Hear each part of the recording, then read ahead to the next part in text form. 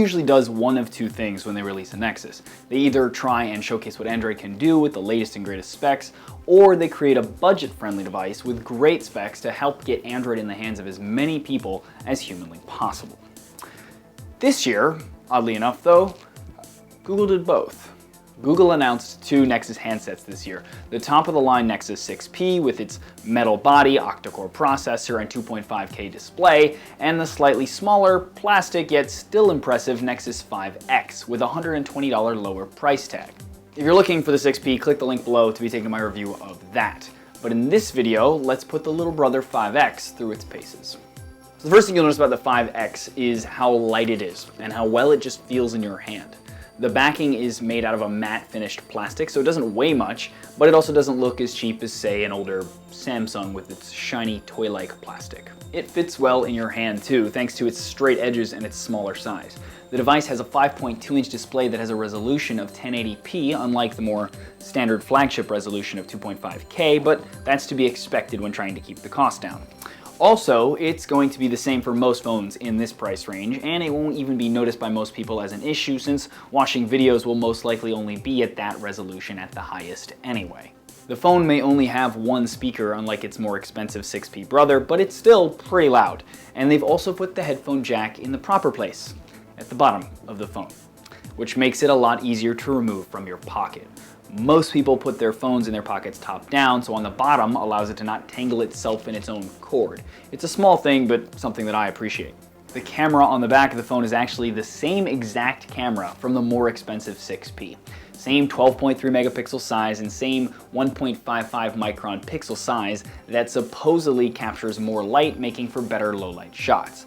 And as with the Nexus 6P, I found that to be pretty true, actually. Here's some photos I took with the 5X in a restaurant that, once I hit Auto Enhance in Google Photos, came out surprisingly well even without a flash. So needless to say, it's a great camera, especially for such an inexpensive phone.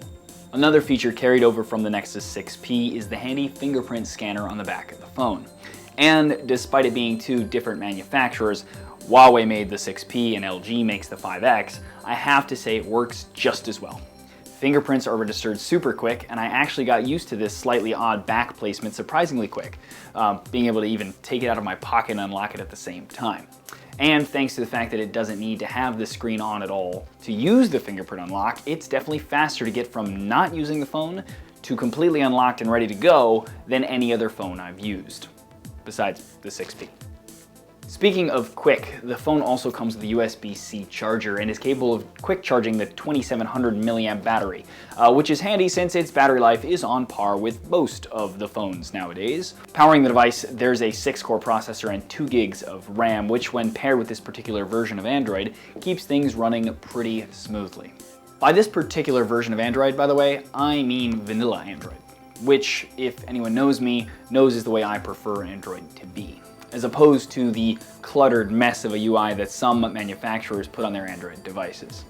Having pure Android on your phone also means that updates, as soon as Google releases them, come to your phone instead of having to wait months for the newest version of Android, which comes down to the fact that the manufacturers who put those UIs on have to fix the UI to work with the new version, and that can take months. Phone is also unlocked. And it works for pretty much every carrier in the world, including the CDMA ones here in the States like Verizon and Sprint. So there's an added benefit of the fact that you can just pop in any SIM card you want and be ready to go. Besides all of the carriers that you can use it on, the phone is also capable of using Google's own carrier and cell phone service called Google Fi. It's actually a pretty neat concept, although I haven't had a chance to check out its coverage and speed and all that fun stuff, but pricing wise, it's kind of cool. But I'll be doing a video on Google Fi, how it works and everything else shortly, so stay tuned for that. When Google released the original Nexus 5 in 2013 with the top-of-the-line specs and a low $350 price tag, it was hard for any other phone to come close to those specs at that price. Fast forward though to 2015 and, well, things have changed. Chinese manufacturers like Huawei, maker of the Nexus 6P, Xiaomi, OnePlus, Meizu, and more have all begun to change the image of handsets coming out of that country.